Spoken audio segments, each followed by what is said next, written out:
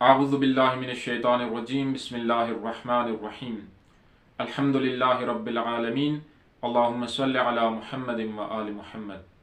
मोहतरम नाज़रीन, दर्स तफसीर कुरान करीम, आज हम आपकी खिदमत में सूरह फुरक़ान की आयत नंबर 45 से तर्जुमा और मुख्तसर तफसीर बयान करेंगे।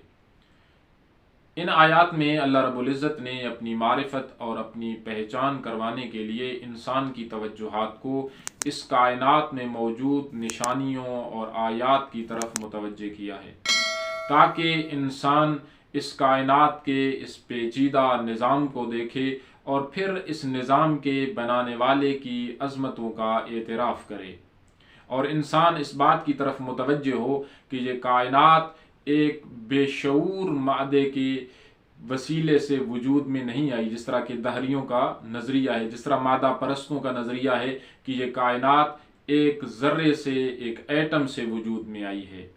तो जब इंसान इस कायनात के इन बारीक और दकीक निज़ामों में तदब्बुर और तफहुस करेगा, गौर करेगा, फ़िक्र करेगा, तो यकीनन वो इस नतीजे पर पहुंच जाएगा कि ये दकीक निज़ाम बनाने वाला कोई आम ज़र्रा नहीं हो सकता, कोई बेशऊर ज़र्रा और एटम नहीं हो सकता, बल्कि इस कायनात का ये दकीक तरीन निज़ाम बनाने वाला एक बहुत ही हकीम और मुदब्बिर ज़ात है, जो इस कायनात का निज़ाम बना रही है और फिर उस निज़ाम के तहत इस कायनात को चला रही है।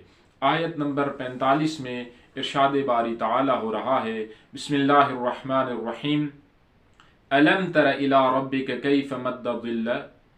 आया तूने नहीं देखा कि तेरे परवरदिगार ने किस तरह साए को फैलाया है। वलौ शाअ लजअलहु साकिनन, और अगर चाहता तो वो उसे साकिन बना सकता था, साए का बढ़ना और घटना ख़त्म कर सकता था, वो उसे एक जगह पर ठहरा सकता था।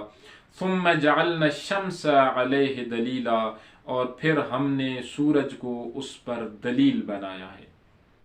मोहतरम नाज़रीन, इस आयत में हमें एक ख़ास निज़ाम की तरफ मुतवज्जे किया गया है, ताकि हम उस निज़ाम के बनाने वाले की हिकमतों और तदबीरों का एतराफ़ करें।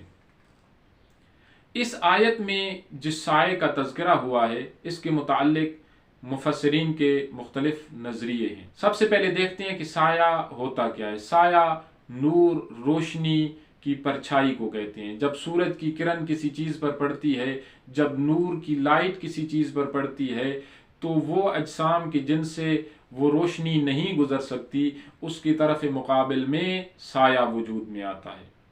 बाज़ मुफस्सिरीन ने कहा है कि इस साए से मुराद निस्फ़े क़ुरे अर्ज़ का साया है, यानी रात की तारीकी। जब सूरज ज़मीन पर पड़ता है तो उसका आधा हिस्सा तारीक हो जाता है। तो इससे मुराद ये साया है कि किस तरह अल्लाह रब्बुल इज़्ज़त ने इस साए को फैलाया है एक निज़ाम के तहत। बाज़ मुफस्सिरीन कहते हैं कि इससे मुराद तुलुए सुबह सादिक से लेकर तुलुए आफ़ताब तक का साया मुराद है। बाज़ मुफस्सिरीन ने कहा है कि इससे मुराद ज़वाल के वक्त बढ़ने वाला और घटने वाला साया मुराद है। बहरहाल जो भी नज़रिया हम देख लें, उससे ये साबित होता है कि बिल आखिर इस निज़ाम का बनाने वाला कोई हकीम है कि जो इस निज़ाम को बना रहा है। मोहतरम नाज़रीन, जब हम साए को देखते हैं तो जिस निज़ाम के तहत ये साया वजूद में आया है, हम लामहला उस निज़ाम में तदब्बुर करते हैं, जिसके नतीजे में आज इंसान इस मकाम पर पहुंचा है कि इंसान ने ये एतराफ़ किया है कि ये मौसमों का बदलना ये निज़ाम शमसी के मरहून मिन्नत है। आज हम देखते हैं कि मुख्तलिफ़ किस्म के मौसम आते हैं, कभी सर्दी आ रही है, कभी गर्मी आ रही है, कभी ख़ज़ां आ रही है, कभी बहार आ रही है। तो ये सब इस रोशनी के मरहून मिन्नत हैं जो हम इस निज़ाम से ले रहे हैं और इस निज़ाम से हमें मिल रही है। फिर इस आयत के अगले हिस्से में इरशाद हो रहा है, वलौ शाअ लजअलहु साकिनन, और अगर वो चाहता तो इसे साकिन कर सकता था। वो इसको साकिन करने की, इसको एक जगह पर ठहराने की कुदरत रखता है। لیکن اس حکیم نے اس کو ٹھہرایا نہیں ہے، اس کو متحرک بنایا ہے۔ آج ہم دیکھتے ہیں کہ زمین کے ایک حصے میں رات ہوتی ہے، ایک حصے میں دن ہوتا ہے، یہ بھی اس کی حکمتوں کا نتیجہ ہے۔ آج ہم دیکھتے ہیں کہ دنیا میں موسم بدلتے ہوئے نظر آتے ہیں، کبھی گرمی آ رہی ہے، کبھی سردی آ رہی ہے، کبھی خزاں اور بہار کا موسم بدل رہا ہے، یہ بھی اس کی حکمتوں اور اسی نظام میں کے مرہون منت ہے کہ جس نظام سے یہ سایہ وجود میں آیا ہے۔ لہٰذا جب انسان اس نظام میں تدبر کرے گا، تفحص کرے گا، تو وہ اس نتیجے پر پہنچے گا کہ ایک مدبر ذات ہے جس نے اس کو وجود بخشا ہے۔ ثم جعلنا الشمس علیہ دلیلا، اور پھر ہم نے سورج کو اس پر دلیل بنایا ہے۔ اگر ہم نے سائے کو سمجھنا ہے تو سورج کو سمجھنا ہوگا۔ اس وقت تک سائے کو نہیں سمجھ سکتے جب تک ہم سورج کو نہ سمجھیں۔ بعد والی آیت میں ارشاد ہو رہا ہے وَقْبَضْنَاهُ إِلَيْنَا قَبْضًا يَسِيرًا، پھر ہم اسے آہستہ آہستہ سمیٹ لیتے ہیں۔